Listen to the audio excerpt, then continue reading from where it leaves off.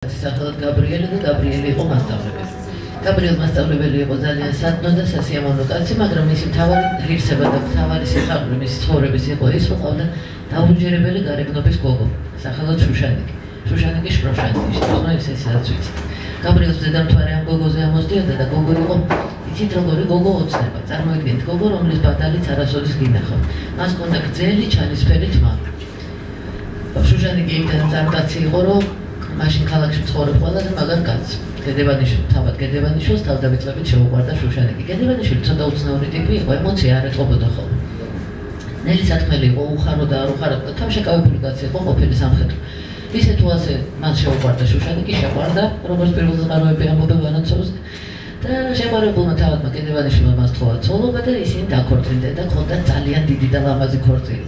და როდესაც ტაძარში იდგა შუშანიკი, ის ხელს ისვავდა ნაცნავებზე და ყველას ეგონა, რომ თავს იწონებს. სინამდვილეში არა, მუცელში ყოფ თავის ხელს ულოცავდა, როგორი არაჩვეულებრივი მამა ყავს, როგორი მაგარია მათი ქორწილი და რა ბედნიერება, რა მაგარი. მაგრამ იცით როგორ მოხდა, რაც ხდება ცხოვრებაში, ვერაფერს გააწყობ. შუშანიკმა როდესაც მოილოგინა, ექიმი გამოვიდა და უთხრა გაბრიელ მასწავლებელს და თავად გედევანიშვილს, რომ ბავშვი უსიცოცხლოა.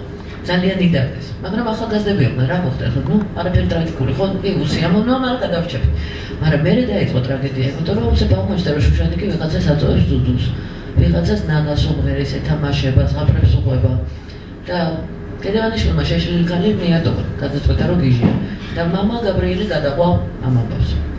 და იმის მერე შუშანიკმა იწოწიალა და დასახლდა იცით სად, ის ადგილი ახლა აღარ ჩანს. ამბობენ რომ არ არის, მაგრამ არსად არ წასულა, იმიტომ რომ შუშანიკი ფლოვაქარი ცხოვრობს ეგრე, კი არა ასეთ. სიონის მოპირდაპირ მხარეს იყო თაღი, რომლიდანაც თბილისის ყლოვაკა ჩაედინებოდა მტკვარში.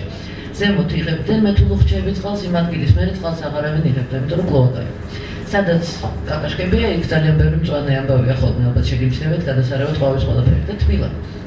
იქ იყო დაუჯერებელი ფუიარა მცენარეები, საოცრებები ყვაოდა და თუ კი შეიხედავდით სიღრმეში ამ არკისა, რომელიც ლამაზი იყო.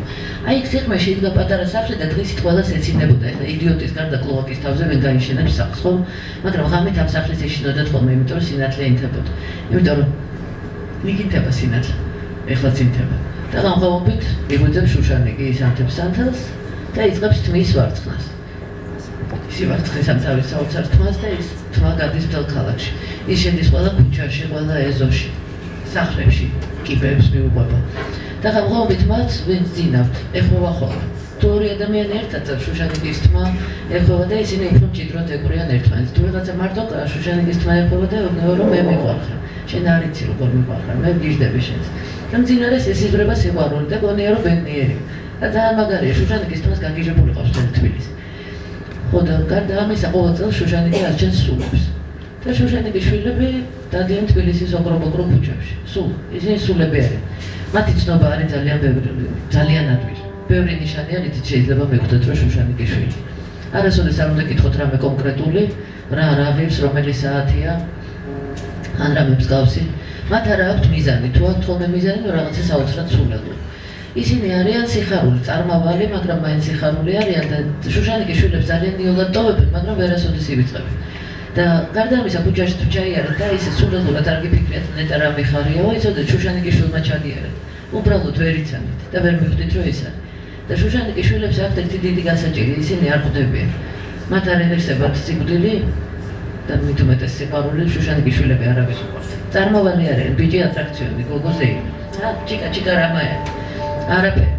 უბრალოდ მე ეს სიხარული მიდის და შუშანიკის შვილი დადის და ამბობს რომ შემიყვარეთ რა გიახოცებთ, ხო შეიძლება რომ შეგიყვარდეთ, მაგრამ არავის არ შეუყვარდება.